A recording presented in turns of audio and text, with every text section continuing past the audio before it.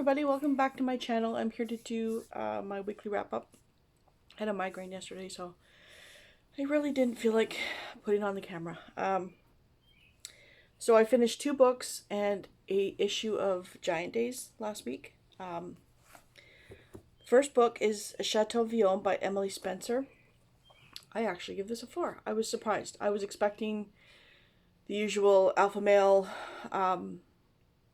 insulting and stuff like that. And while he did at first, just 1 or 2 comments, it turned around. So she is the granddaughter of a chateau winery owner, but she lives in California, and the grandfather lives in France.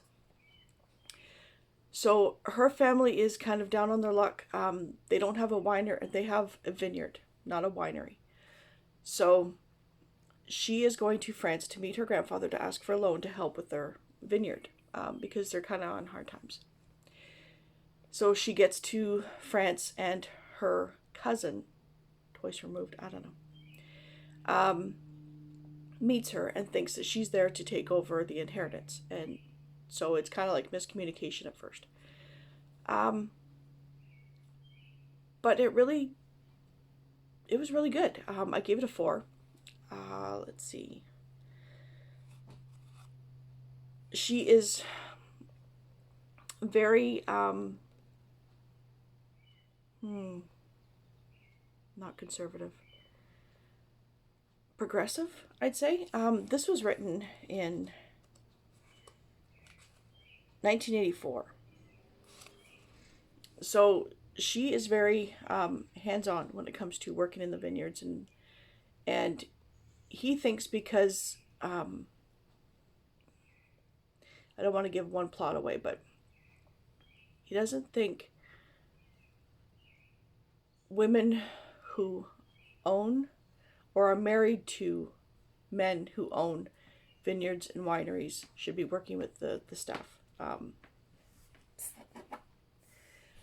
So when she proves herself by doing stuff like that, but she's very not afraid to get her hands dirty. There's Apollo. Not afraid to work and do like a hard day's work. Not afraid to help out when it means saving some of the things, like the grapes. And so yeah, I gave it a 4. I really enjoyed it, and that's the first time one of the older ones actually surprised me. There's Apollo. The second thing I finished was Giant Days issue 6. I hope it's not gonna... There we go. And they're still in their first year of university. I think it's like around Christmas time, the holidays, and exams. So yeah, I gave it, I think I gave this one a 3 because it just felt like something was missing. It was okay, but it just, I don't know. And then the third thing I finished was Cloche and Dagger by Jen McKinley. It's book 1 in the Hat Shop Mystery. This one actually surprised me as well. I didn't think I'd like it as much, and I flew through it. I gave it I gave it a 5-star. It's about a girl who she finds out her boyfriend is still married to his wife when she had been told that he was separated from her for 2 years. So she has a video. There's a video of her going to this anniversary dinner that he has for his wife, and she's throwing cake at him. And it's called what was the video's name was like Insane Woman Throws Cakes, something like that. It was funny. The only thing I didn't like about this is it doesn't tell you how she knew about this dinner to go and see it. Like, because it's this huge anniversary dinner, she shows up and throws cake at him, and there's other things about the cake, but they just think she's some insane woman that's throwing food. So, yeah, it doesn't explain how she knew about this dinner to go to it. She just has shown up. Anyways, So she decides to go to her. She had inherited a hat shop in England, and she's in. Is she in Florida? Yeah, she's in Florida. So she decides to go work at this hat shop in London that she had inherited with her cousin. And her cousin tells her on the phone, come, I'll buy your ticket. So when she shows up, her cousin's missing. And so she has to jump right into this business that she's not good at. Because she's got a business head, and her cousin's the one with the creative sense. So she goes to London, and a former playmate of theirs, because she used to go back and forth to London, she's got dual citizenship. So a former playmate meets her at the tube after her plane ride. And, he's kind of acting like he doesn't want her there. She should go home. And she's like, yeah, I don't think so. And then she meets up with these two crazy, a male gay couple that has a photography studio. And the one thing, like down the road, it's funny. The one thing I did like about this, though, is you don't jump right into the murder or the dead body. It actually happens around the 35% mark. So you actually get to know the characters a bit more before you see how they react to stuff. So I really enjoyed that, and yeah, I gave it a 5. So I am currently reading.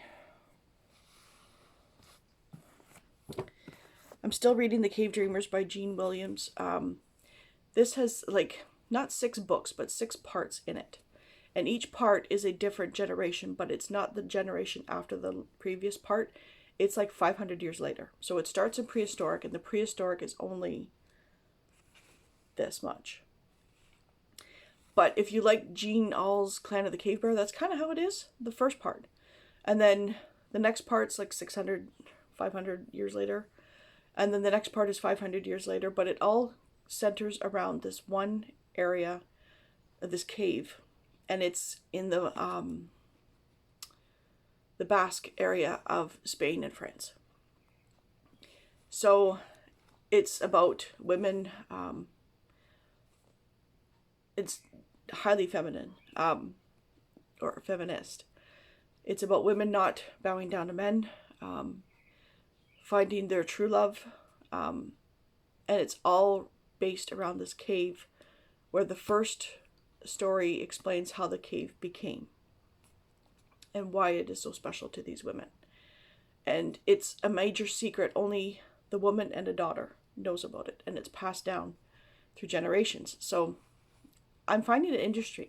I'm finding it very interesting. And yeah, so I'm almost halfway through, but I had to pick up this other book instead because it's due at the library. In fact, it's overdue. I didn't realize it was overdue because the library usually auto-renews my books. Unfortunately, somebody's put a hold on this, so I can't renew it. So I read 50% last night. So it's a very quick read. However, I don't like the character. The writing's fine. The writing's good. The characters, there's not one in here except for maybe Hannah that is at all likable. And that's Everything I Never Told You by Celeste Ng. So the middle child, Lydia, which is the oldest daughter, dies. She's found in a lake, drowned. The mother does not believe she killed herself because she's the perfect daughter. She's the loved daughter. She gets first of everything. She's helped along in schooling. She's bumped to higher classes. The other kids are shooed away, even when they know the answers. Because the mother, constantly quizzes. Both parents actually constantly quiz Lydia, and when the other kids know the answers, they're shooed away. They're not wanted. I wouldn't say they're not wanted, but once this particular point in Lydia's life happens, the other two kind of get brushed aside. And really not liking it. There is cheating in here. Not liking that either. The mother is a flake. The father, I don't know. He's just not really involved. And the other two kids, they're just trying to do the best they can with what they've been given. They're reacting to what's been happening. And yeah, so right now it's about a 3. We'll see. So this will probably be gone back to the library today or tomorrow at the latest. So that's what I'm currently reading. So I will be picking up, like I'm still going to be reading Cave Dreamers, and this is for the A Million More Pages challenge that I'm doing. And then I will be picking up A Salted Pretzel by Laura Bradford, and it's book 2 in the Amish Mystery. Book 1 or 2? Horse and Buggy, yeah. Book 2 in Amish Mysteries. This is for my Triple RC challenge, but I'm going to read this next because it's been out from the library the longest as well. So I think I only have 1 renewal left. So I'd like to get it out of here. And cozy mysteries are usually quick to fly through. After that, I'm not sure what I'm going to pick up. I have my library books right there. Might. Oh yeah. Probably pick up Dirty by Kylie Scott. Book 1. Oh, I forgot to find the name of this series. I think it's just the Dirty series. Let's see if I can find it on Goodreads.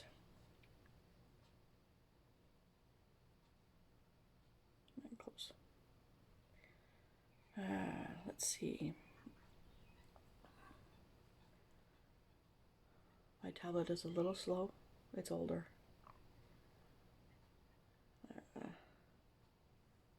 Oops. No. There we go. Oh, stop.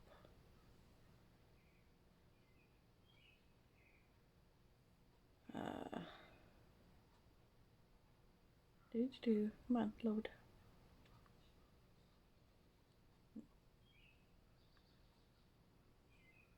There we go. It wants me to upgrade or update it. So Dirty is Dive Bar. It's the Dive Bar series. Book 1 in the Dive Bar series. So this should be really quick to read. And we'll see after that, because this takes a while to read. It's interesting, but it's dense.